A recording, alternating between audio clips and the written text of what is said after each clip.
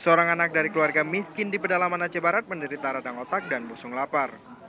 Korban yang kini kritis Mhm. telah mendapatkan penanganan medis di Rumah Sakit Umum Cut Nyadin Melabuh, Aceh Barat. Yuswati, 12 tahun, warga desa Cot Murung, Kecamatan Weila, Kabupaten Aceh Barat, menderita radang otak dan busung lapar sejak setahun yang lalu.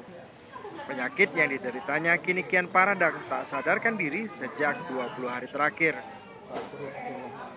Anak dari pasangan Jamalia dan Sarung selama ini hanya mendapatkan perawatan secara tradisional, sebab orang tuanya takut membawa anaknya ke rumah sakit karena tidak punya biaya.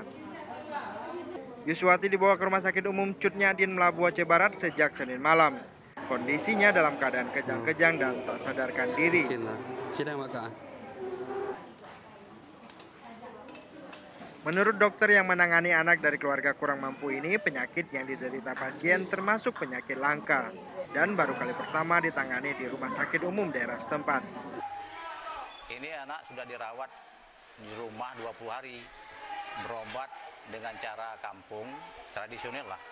Nah, jadi sudah terlalu lama kuman ini masuk ke dalam otaknya sehingga memperjelek kondisi anak. Kenapa memperjelek kondisi anak? Karena pertama, anak udah umur 12 tahun tapi dengan berat badan 10 kilo. Nah, jadi berat badan 10 kilo untuk 12 tahun itu tentu giginya udah gizi buruk.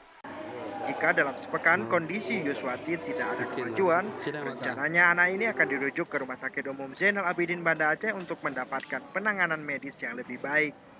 Dari Aceh Barat, Raja Muda melaporkan untuk Aceh Video.